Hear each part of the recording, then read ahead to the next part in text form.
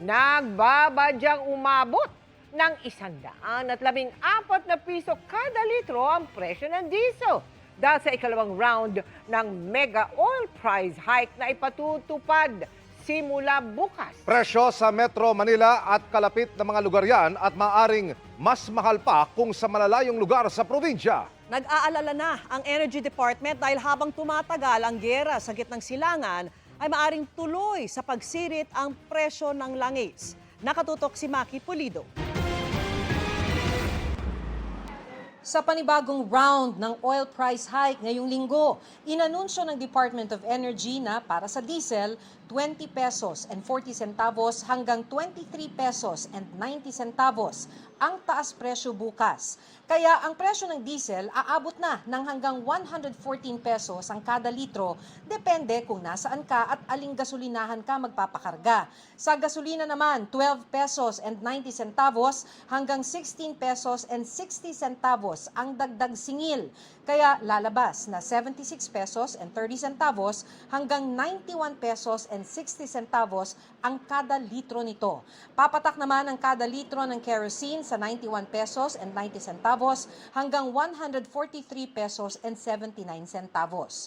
Presyo sa Metro Manila at ibang syudad sa labas ng Metro Manila yan, maaaring mas mahal pa sa mas malalayong lugar sa probinsya. Pag mas malayo yung gas station, mas mahal siya. That's just how it is because there's additional transport, additional insurance. Basta naman, paano ba to? Paano ba to? Wala pa pampultag. Wala na, isang linggo na lang ako siguro.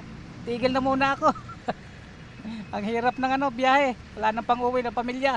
Hindi nagsushort na ma'am sa boundary kasi mataas ang gasolina. Titigil na nga ako sa pagtataksi. 5 araw na walang kinikita. 3 beses ngayong linggo uutay-utayin ng Shell, Petron at Flying V ang dagdag singil. 2 beses naman ang Total at Sea Oil. Ang iba naghabol ng magpagas ngayong araw. Magpo-full tank na ako para po makatipid. Kasi pataas pa ng pataas yan, ma'am eh. Yung kalahating tangke ko, siguro magagas ako mga 15 liters. Kung 15 times 20 pesos ang tataas bukas, so malaking tulong pa rin. So yun, nakakatipid ng kaunti. Nag-aalala ang Department of Energy dahil habang tumatagal ang giyera sa Middle East, maaaring tuloy pa ang pagtaas ng presyo ng langis. What concerns me most is the war in Middle East. Because the longer it takes, di mo alam kung anong mangyayari. Kung sa presyo aakyat siya, 20% ng supply ng refined products o ang mismong diesel at gasolina inaangkat mula sa China na nagsabing hindi na muna sila magbebenta. Gayun din ang South Korea at Japan.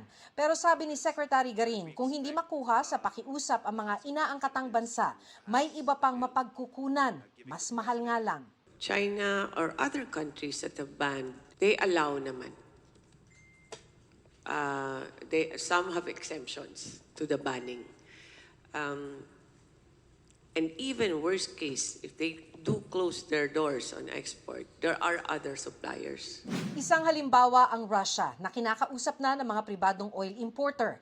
Nabanggit din dati ang South America. Ngayong papasok na ang tag-init, tiniyak naman ni Garin na walang problema sa supply ng kuryente. 3% lang ng energy mix ng bansa ang umaasa sa langis. Wala pa rin daw inaasahang rotational brownout kahit sa mga off-grid areas, kung saan ang ilan sa mga nagsusupply ng kuryente ay pinatatakbo ng diesel. Para sa GMA Integrated News, Maki Pulido, nakatutok, 24 oras.